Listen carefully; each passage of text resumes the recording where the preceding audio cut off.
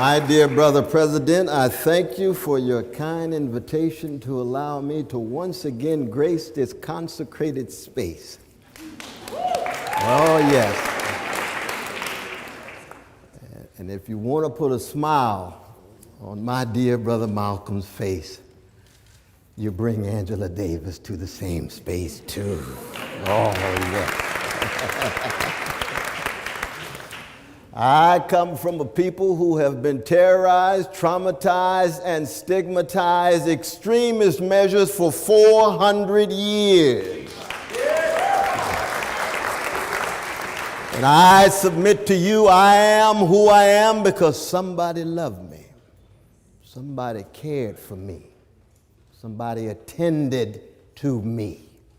So I've always aspired to be an extremist when it comes to freedom and liberty, extremist when it comes to love, because I learned in the West family, Irene and Clifton and Shiloh Baptist Church of Reverend Willard P. Cook, who taught me to be human is to be an extremist for love. Yes.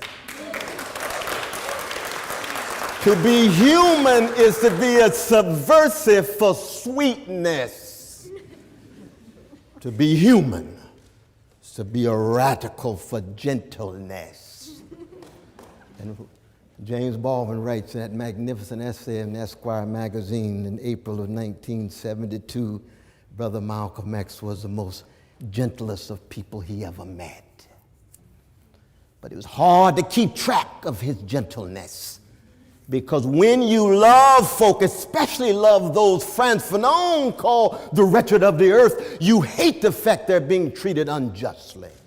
Yes. And you loathe the fact that they're being treated unfairly. And that's why I have a hatred of the drones being dropped on my precious brothers and sisters in Somalia and in Yemen and in Pakistan and in Afghanistan.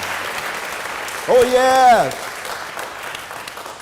I've got a hatred of how my Dalit brothers and sisters are treated in India. I have a hatred of how peasants are treated in Mexico. I will never forget the tears of my precious sister Leslie McSpadden when I was sitting there with hands praying over the space where Brother Michael Brown's body lay for 4.5 hours with blood flowing on that street. We were praying at midnight hour, and lo and behold, who comes around the corner but Leslie herself? She says, my spirit was restless. I said, mine was too. Join the prayer circle. Be part of the legacy of Sojourner Truth and Frederick Douglass.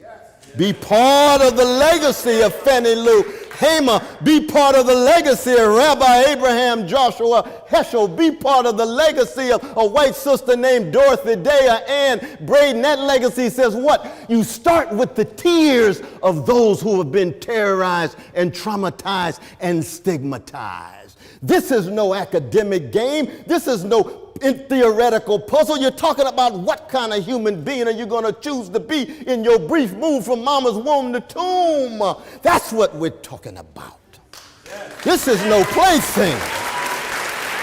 This is no plaything. Extremism in defense of liberty is not just no vice. You've got to understand that the liberty is rooted in the love supreme of John Coltrane, of Curtis Mayfield and Bob Marley and Nina Simone and a host of others too. Why? Because any liberty that's only liberty soon degenerates into something less than liberty. Liberty is rescued only by something greater than liberty, namely the love. And I am proud to say that I come from a black people, a grand people, in the face of 400 years of terrorism, refused to just hate the terrorists, but rather love the justice in such a way that it taught the nation and the world something about love and justice. That's what Malcolm X stood for, y'all. He stood for a love so deep inside of him that it had to flow, and it flowed for a while just on the chocolate side of town. He couldn't understand white brothers and sisters being devilish and not also being devils. He was wrong. White brothers and sisters not devils, but they often act devilish. Yeah. He learned that lesson. He learned that lesson. We got the author of our text right here, Saladin Ambar, wrote that magnificent book on Malcolm X, Oxford Debate.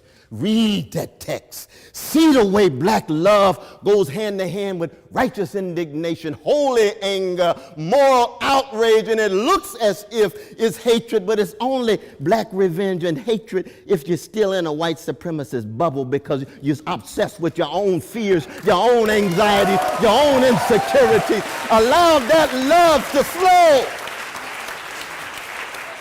And if you have trouble with it, then turn on a little Aretha Franklin. Listen to a little Thelonious Monk. They're part of the same tradition. It's called the Caravan of Love that the Isley Brothers sang about. It's the same love train that Curtis Mayfield was talking about and People Get Ready.